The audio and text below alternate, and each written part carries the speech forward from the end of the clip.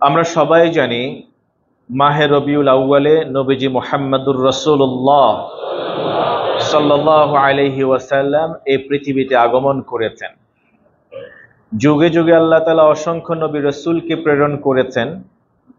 রাসূলদেরকে প্রেরণের পিছনের মৌলিক কিছু উদ্দেশ্য থাকে আল্লাহ তাআলার।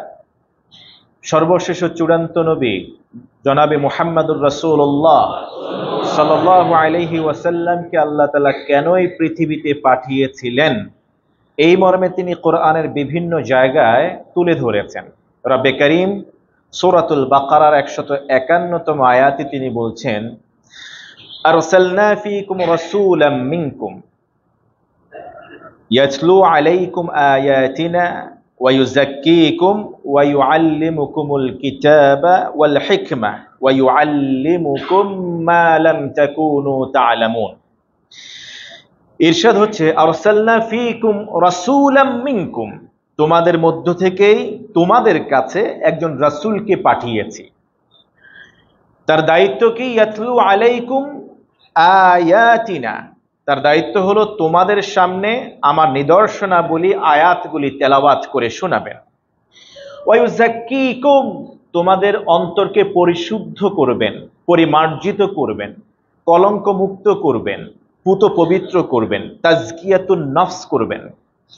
ওয়া ইউআল্লিমুকুমুল কিতাবা ওয়াল হিকমা, তার দায়িত্ব হলো কিতাব তথা কালামুল্লাহ কোরআন শিক্ষা দিবেন, হিকমা তথা সুন্নাহ শিক্ষা দিবেন। ওয়া ইউআল্লিমুকুম মা লাম তাকুনু তা'লামুন, তোমরা যা জানতে না সবকিছুই তিনি তোমাদেরকে শিক্ষা দিবেন। তার মানে হলো এই আয়াত থেকে বলতে পারি বিশ্ব নবী সাল্লাল্লাহু আলাইহি ওয়াসাল্লামের প্রেরণের পেছনের অন্যতম মৌলিক উদ্দেশ্য হলো শিক্ষক হিসেবে তাকে পাঠানো। তিনি মানুষকে শিক্ষা দিবেন। কি শিক্ষা দিবেন? তিনি কোরআন শিক্ষা দিবেন। কোরআন শিক্ষা দিবেন সুন্নাহর আদলে। শুধু কোরআন শিক্ষা দিবেন না, কোরআনের পাশাপাশি সুন্নাহকেও তিনি শিক্ষা দিবেন। আর যিনি শিক্ষা দেন তাকে বলা হয় শিক্ষক, আরবি ভাষায় বলা হয় মুআল্লিম। আর তাই তো তিনি বললেন, বুইস্তু মুআল্লিমান, আমি তোমাদের কাছে প্রেরিত হয়েছি শিক্ষক স্বরূপ। বুইস্তু লিউতাম্মিমা মাকারিমাল আখলাক, শুধুমাত্র বুকিশ নলেজ তোমাদেরকে টিচ করবার জন্যই আমাকে আল্লাহ তাআলা পাঠাননি, বরং তোমাদের চরিত্রের উৎকর্ষ সাধন করবার নিমিত্তেও আল্লাহ তাআলা আমাকে তোমাদের কাছে পাঠিয়েছেন। সুবহানাল্লাহ। মানুষের অন্তর মরিচি পড়ে যায়, যেমনি ভাবে লোহাতে মরিচা পড়ে। এই হাদিস ইমাম বাইহাকি তার শুআবুল ঈমানে নকল করেছেন, 2014তম হাদিস। ইন্না হাদিহিল কুলুবা তাসদাউ কামা ইয়াসদাউল হাদিদ, লোহা যেমনি ভাবে মরিচা পড়ে ঝং পড়ে যায়, ঠিক তেমনি ভাবে অন্তরগুলিও মরিচা পড়ে ছেয়ে যায়, ঢেকে যায়, অকেজো হয়ে যায়। কিলা ইয়া রাসূলুল্লাহ সাল্লাল্লাহু আলাইহি ওয়াসাল্লাম, সাহাবীদের কেউ প্রশ্ন করলেন, হে আল্লাহ রসুল, এটা কি করে সম্ভব?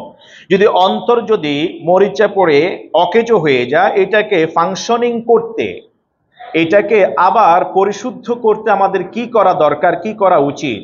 রাসূল করিম সাল্লাল্লাহু আলাইহি ওয়াসাল্লাম জবাবে বললেন, কিরাআতুল কোরআন, তোমরা কোরআন তেলাওয়াত করবে। সুবহানাল্লাহ। কোরআন তেলাওয়াত করলে অন্তর বিশুদ্ধ হবে, পুত পবিত্র হবে।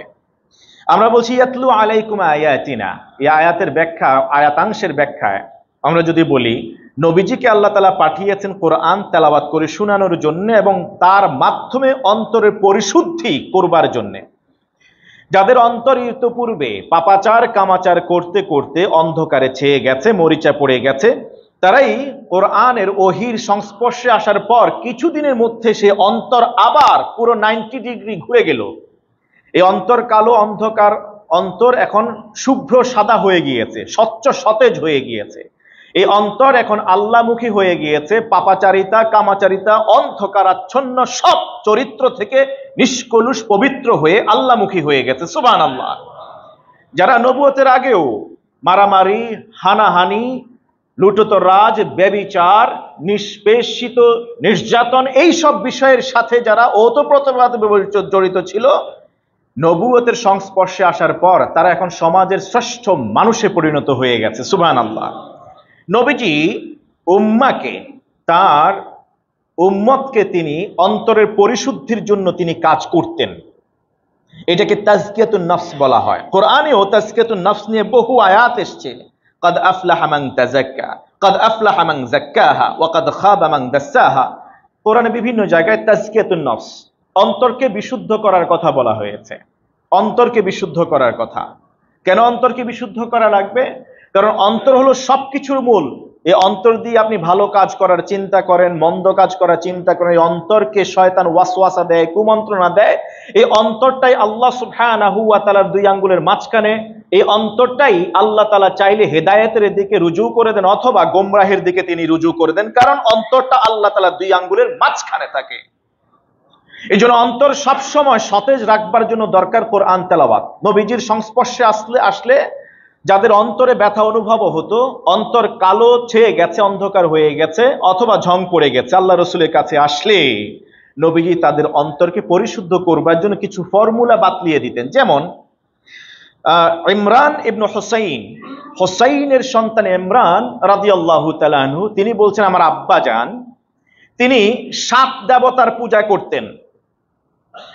রাসূল করিম সাল্লাল্লাহু আলাইহি ওয়াসাল্লাম, এই হাদিস উদ্ধৃত হয়েছে তিরমিজিতে, একদিন হোসাইনকে বললেন, ইয়া হোসাইন, হে হোসাইন, তুমি কয়জন দেবতার ইবাদত করো?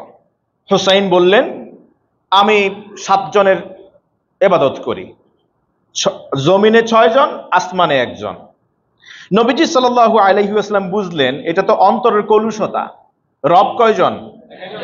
1 জন। আসমানের জনকে তিনি মানেন, কিন্তু অন্তরের কলুষতা, অন্তর ছেয়ে গেছে, সত্য দেখতে পাচ্ছে না।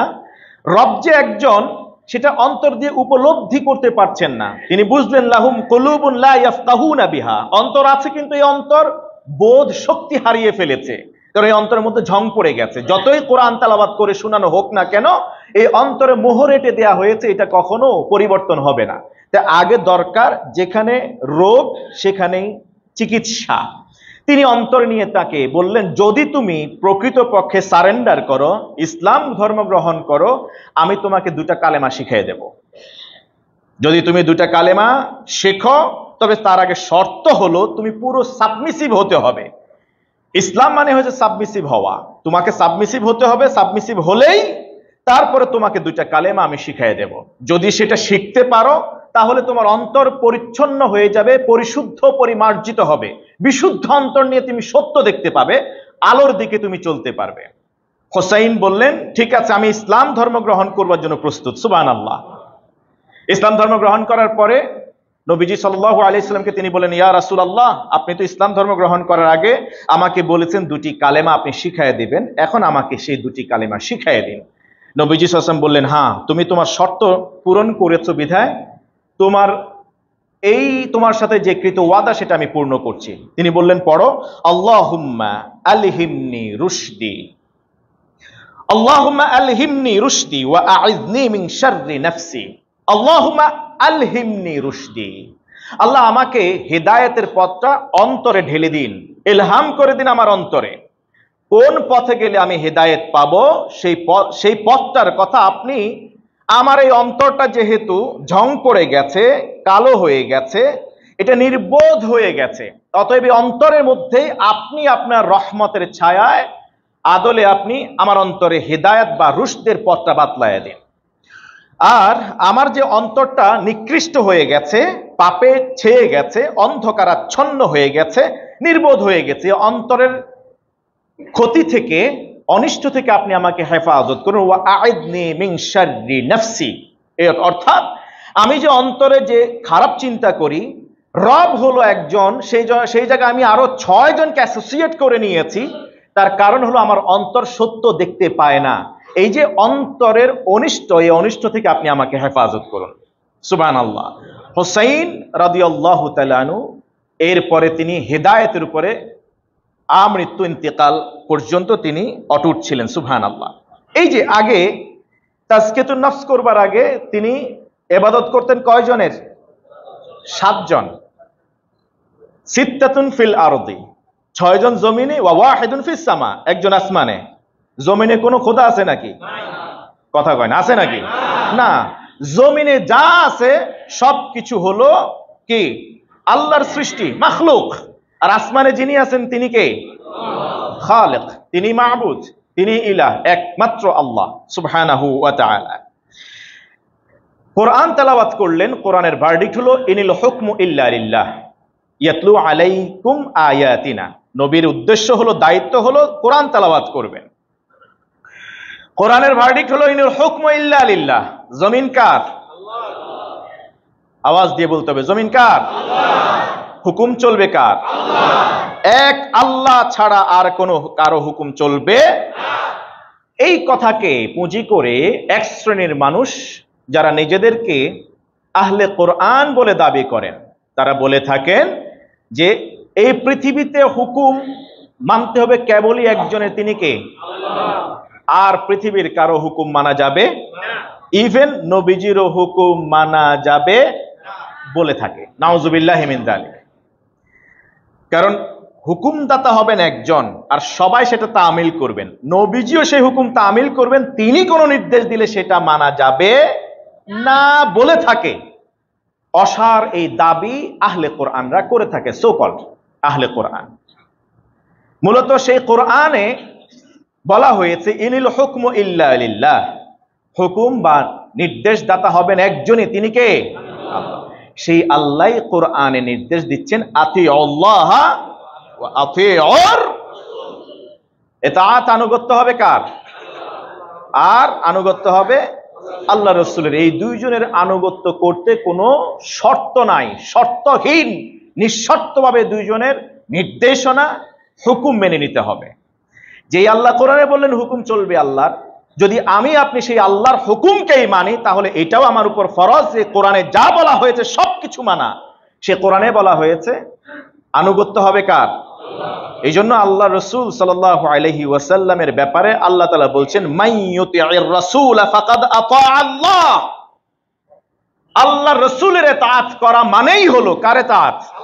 আল্লাহর ইতাআত। আল্লাহকে পাইতে হলে রাসূলের মাধ্যমে পাইতে হবে, রাসূলের আদর্শের অনুকরণের মাধ্যমে হতে হবে। মাইয়ুতি'ir রাসূল ফাকাদ আতা আল্লাহ। যে আল্লাহর ইতাআত চায় সেজন্য রাসূলের ইতাআত করে, আর রাসূলের ইতাআত অনুকরণ করলেই আল্লাহর ইতাআত করা হয়ে যাবে, অনুকরণ করা হবে।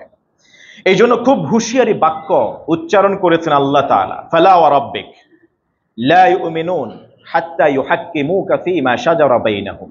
ফালা ওয়া রাব্বিক, নবী হে আপনার রবের কসম করে বলছি। এই কথা কার? ফালা ওয়া রাব্বিক, আপনার রবের কসম। লা ইউমিনুন, তারা জীবনে ঈমানদার হতে পারবে না, তাদের ঈমান পরিপূর্ণতা পাবে না, ঈমানে থাকবে না। হাত্তা ইউহাক্কিমুক, যতক্ষণ পর্যন্ত না তারা আপনাকে বিচারক না মানে। ফীমা শাজারা বাইনাহুম, শাজার মানে হলো গাছ। গাছ হলো পৃথিবীর শুরু থেকেই ছিল। পৃথিবী যখন কিয়ামত হয়ে যাবে তখনও গাছ থাকবে, তখনও কৃষক তার হাতে সর্বশেষ চারাটা পর্যন্ত বপন করবে। দেখছে কিয়ামত সংগঠিত হচ্ছে দূর থেকে, তখনও পর্যন্ত একজন কৃষক তার দায়িত্ব যেটা জমিনে ফসল বুনাবে। তার মানে হলো পৃথিবীর আদি থেকে অন্ত পর্যন্ত, মহাপ্রলয়ের পরেও পর্যন্ত। জান্নাতে যান আপনি, জান্নাতে গাছ আছে, জাহান্নামে গাছ আছে, ইভেন জান্নাত জাহান্নাম উভয়ের মাঝখানেও গাছ আছে। সিদরাতুল মুনতাহায় যান, সেখানে গাছ আছে। সুবহানাল্লাহ। ইসলামের এই সুন্দর নান্দনিকতা, এই বিউটিগুলি নিয়ে অনেকেই কথা বলেন না। আমরা যদি সময় হয় বিশ্বনবীর এই রবিউল আউয়াল মাসকে কেন্দ্র করে সিরাতের এই মাসে আমরা ইনশাআল্লাহ তাআলা এই বিষয়ে কথা বলবার চেষ্টা করব। আপনারা জানেন জান্নাতে একটা গাছ আছে এবং সবচেয়ে ছায়াওয়ালা দীর্ঘ ওই গাছ, একটাই মাত্র গাছ, যে গাছের ছায়া মাড়িয়ে জান্নাতীরা পার পেতে পারবে না, মানে শেষ করতে পারবে না। সুবহানাল্লাহ। এবং জান্নাতে ঘুরতে ঘুরতে যখন ক্লান্ত হয়ে যাবে, ওই দীর্ঘ ওই গাছটার নিচেই জান্নাতীরা ছায়া গ্রহণ করবে, আশ্রয় গ্রহণ করবে, ওখানে আরাম আয়েশ করবে, বিশ্রাম নেবে। জাহান্নামেও শাজারাতু যাক্কুম আছে, জাহান্নামেও আছে, এবং দুনিয়া এবং আখিরাতে দুইয়ের মাঝখানেও গাছ আছে। কোরআনে বিভিন্ন ভাবে বলা হয়েছে 3 ধরনের গাছের কথা পাওয়া যায়। আমরা সেদিকে যাচ্ছি না, আমরা বলছি যে গাছ পৃথিবীর আদি থেকে অন্ত পর্যন্ত, ইভেন মহাপ্রলয়ের পরেও গাছের অস্তিত্ব থাকবে। এই জন্য আল্লাহ তাআলা বললেন এখানে ফীমা শাজারা বাইনাহুম, নবীজিকে বিচারক মানতে হবে শুধুমাত্র নবীজির জীবদ্দশায়, 23 বছরের জিন্দেগিতে নয়, তার এই পৃথিবীতে আগমনের আগে, পৃথিবী থেকে বিদায় নেবার পর ইভেন কিয়ামতের আগ পর্যন্ত আল্লাহ রাসূলকে ধর্মীয় থেকে শুরু করে রাজনৈতিক সব দিক, সব তন্ত্র মন্ত্রের দিক থেকে আল্লাহ রাসূলের ফয়সালাকে যদি কেউ মেনে না নেয়, তাকে যদি বিচারক হিসেবে গ্রহণ না করে, তার ঈমান কখনো পূর্ণতা পাবে না। অতএব যারা নবীজির দায়িত্ব হলো কোরআন তেলাওয়াত করার মাধ্যমে অন্তরে বিশুদ্ধতা অর্জন করা, পিউরিফাই করা অন্তরটাকে।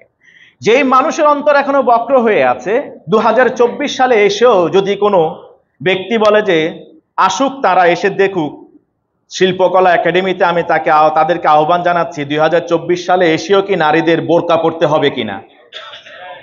এই কথা যদি কেউ বলে থাকে, মনে রাখতে হবে সে নামে মুসলমান হতে পারে এবং সাইয়্যেদ নামও হতে পারে, কিন্তু অন্তরটা ছেয়ে গেছে, অন্তরটা সত্য দেখতে পাচ্ছে না, অন্তরে মরিচা পড়ে গেছে। এই মরিচা পড়ে যাওয়ার কারণে সে সত্য উপলব্ধি করতে পারছে না। কোরআনে আল্লাহ তাআলা পুরুষদের লজ্জার কথা বললেন, পর্দার কথা বললেন, কুল্লিল মুমিনিনা ইয়াগুদ্দু মিন আবসারিহিম। আগে পুরুষদের পর্দার কথা বললেন, এরপরে বললেন ওয়া কুল্লিল মুমিনাতি ইয়াগুদ্দুনা মিন আবসারিহিন ওয়া ইয়াহফাজনা ফুরুজাহুন। তারা যেন নারীরা নিজেদের চক্ষুকে অবনমিত করে, লজ্জাস্থানকে হেফাজত করে। ইভেন জান্নাতে যাওয়ার বড় 4টি কারণের নারীদের অন্যতম একটি কারণ হলো তারা যেন আহসানাত ফারাজাহা, লজ্জাস্থানকে হেফাজত করে, পর্দা পুশিদা মেইনটেইন করে চলে। এখন যে পুরুষদেরকে আল্লাহ তাআলা পর্দা করার নির্দেশ দিয়েছেন, সেই আল্লাহই আবার পরক্ষণে নারীদেরকে পর্দা করার নির্দেশ দিয়েছেন। তার মানে হলো কি এই যে শুধুমাত্র পুরুষরা পর্দা করবে আর নারীদের পর্দা করলে চলবে না, যে সমাজে পুরুষরা পর্দা করবে সেই সমাজে নারীদের পর্দা করা লাগবে না, এটাই কি বোঝা যায়? বরং এই ভার্ডিক্ট তো নারী পুরুষ উভয়ের জন্য। আব্দুল্লাহ ইবনে উম্মে মাকতুম রাদিয়াল্লাহু তাআলা আনহু, বিশ্ব নবীর সাহাবী, অন্ধ সাহাবী, বুড়ো মানুষ, আল্লাহ রাসূলের দরবারে আসলেন। আমাদের আয়েশা সহ ভিতরে থেকে অনেকেই দেখছেন ছিদ্র দিয়ে যে কে আসলেন। নবীজি তাদেরকে বাধা দিলেন, বললেন তোমরা তার দিকে তাকিয়ে আছো কেন? আমাদের আয়েশা বললেন সমস্যা কি হয়েছে, আমরা তো ভিতরেই ছিলাম, তিনি তো আমাদেরকে দেখতে পাচ্ছেন না, কারণ তিনি তো অন্ধ। রাসূল করিম সাল্লাল্লাহু আলাইহি ওয়াসাল্লাম বললেন সে অন্ধ হয়েছে, কি হয়েছে, তোমাদের জন্য কি পর্দার হুকুম নেই? তোমরা কেন দেখছো? সুবহানাল্লাহ। তো যে কেউ যদি বলে 2024 সালে বোরকা পরা লাগবে না, এমন কি হয়ে গেছে যে খেলাফত প্রতিষ্ঠিত হয়ে গেছে, বিশ্বনবী সাল্লাল্লাহু আলাইহি ওয়াসাল্লামের আমল চলে আসছে, যে আমলে একেবারে কি বলা হয় হাজরা মাউতের ওইখানে যত প্রাণী সব, বাঘ তারপরে হরিণ একসাথে এক ঘাটে এসে পানি খাইতেছে, সেই অবস্থা কি তৈরি হয়েছে নাকি? এটা হলো অন্তরে কলুষতা, অন্তর অন্ধ হয়ে গেছে। তাই অন্তরকে পরিশুদ্ধ করবার জন্য আসতে হবে আপনাকে রাইট ট্র্যাকে। শুধু কোরআনের দিকে যদি আপনি হাঁটেন, প্রথম আয়াত পড়লেন আর দ্বিতীয় আয়াত পড়লেন না, তাহলে তো হবে না, নামাজও আপনার পড়া লাগবে না।